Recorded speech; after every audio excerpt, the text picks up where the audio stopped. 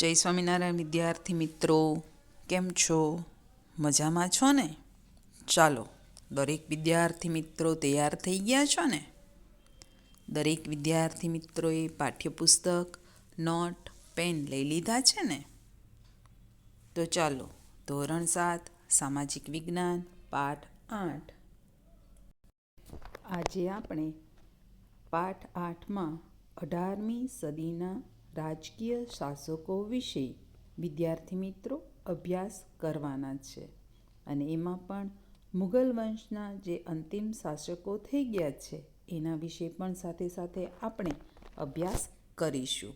તો એ અભ્યાસ આપણે ચિત્ર સાથે કરવાના છીએ. એટલે ચાલો હવે આપણે પાઠ 8 18મી સદીના રાજકીય શાસકો અને મુઘલ વંશના અંતિમ શાસકો વિશે ચિત્ર સાથે અભ્યાસ કરીએ.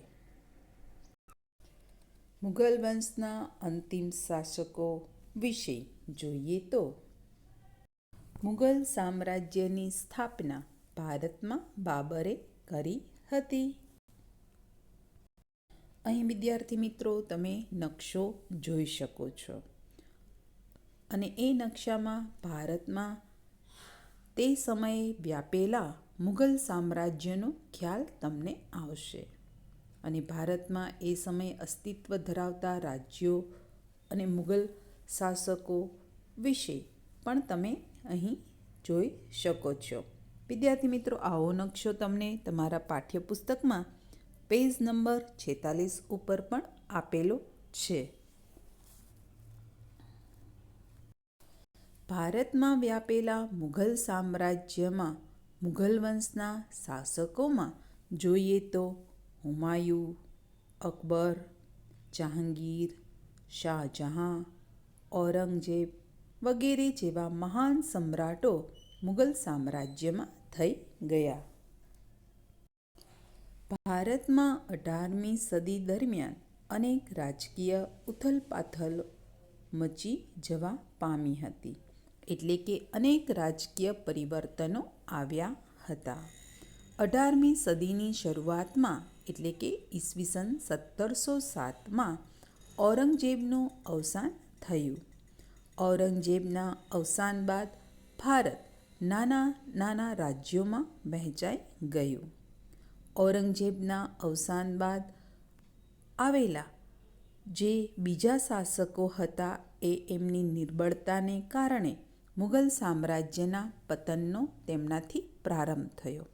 વિદ્યાર્થી મિત્રો, આના પરથી એટલું તો કહી શકાય કે ઉપરના જે સમ્રાટો હતા ત્યાં સુધી મુઘલ સામ્રાજ્યનો પાયો ખૂબ જ મજબૂત હતો.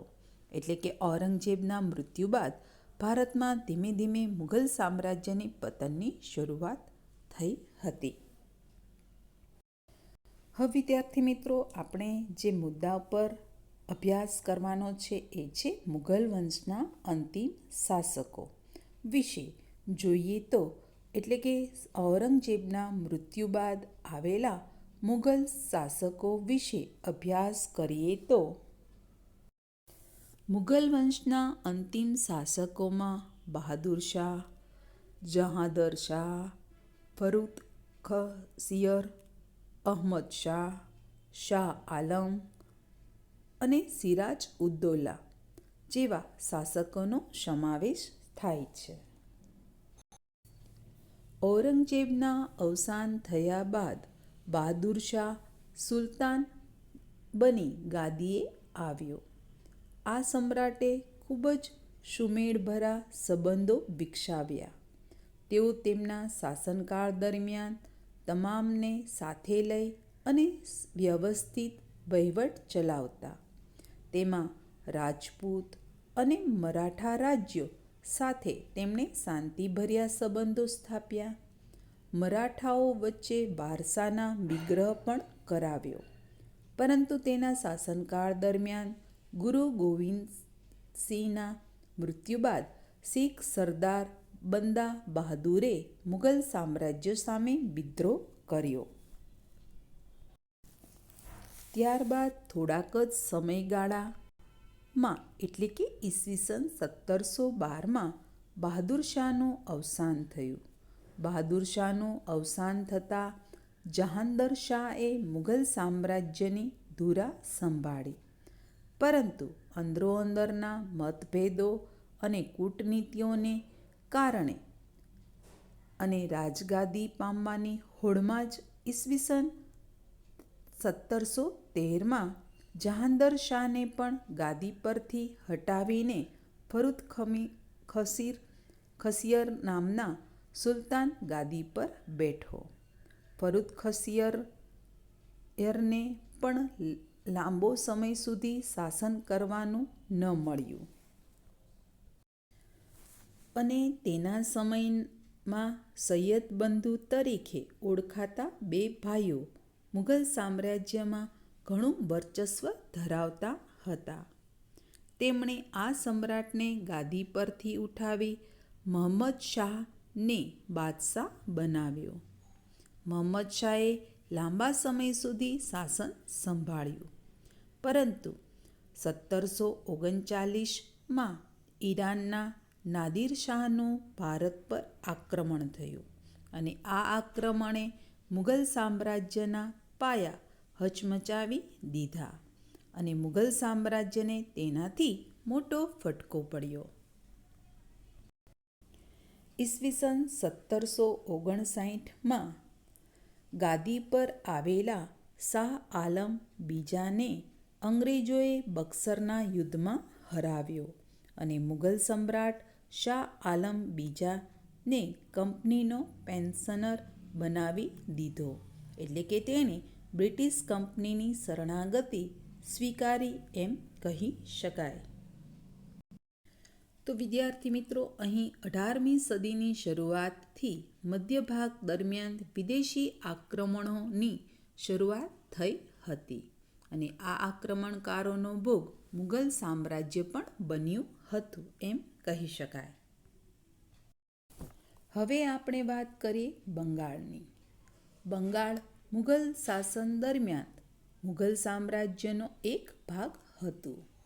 તેમ છતાં મુર્શિદ અલી ખાં અને અલી વર્દી ખાંએ બંગાળમાં સ્વતંત્ર રાજ્યની સ્થાપના કરી અને ઈસવીસન 1757માં સિરાજ ઉદ-દૌલા બંગાળનો નવાબ બન્યો.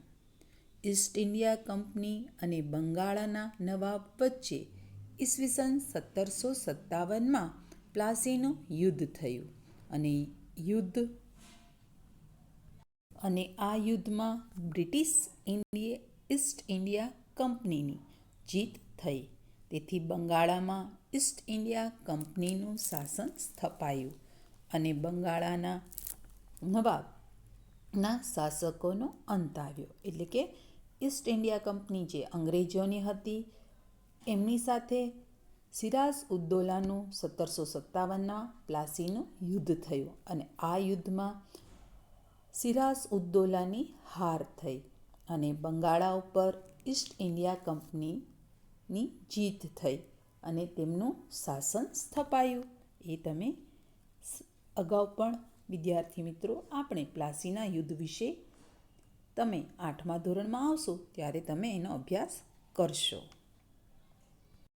મુઘલ સામ્રાજ્ય કે મુઘલ વંશનો છેલ્લો સુલતાન બહાદુર શાહ ઝફર હતો અને આમ ધીમે ધીમે મુઘલ સામ્રાજ્યનો સૂર્ય અસ્ત થયો. હવે વિદ્યાર્થી મિત્રો, આપણે મુઘલ શાસનના પતન બાદ રાજપૂત શાસન વિશે અભ્યાસ કરીએ તો રાજપૂત શાસનમાં રાજસ્થાન, જયપુર સૌથી શક્તિશાળી રાજ્ય હતું. જયપુરની સ્થાપના એટલે કે રાજા સવાઈ જયસિંહે જયપુર શહેરની સ્થાપના કરી હતી. તેઓ મહાન ખગોળશાસ્ત્રી, કુશાગ્ર રાજનેતા, સુધારક, કાયદાવિદ અને વિજ્ઞાન પ્રેમી હતા. તેમણે દિલ્હી, મથુરા, જયપુર અને ઉજ્જૈનમાં આધુનિક વૈદશાળાઓની સ્થાપના પણ કરી હતી. રાજપૂત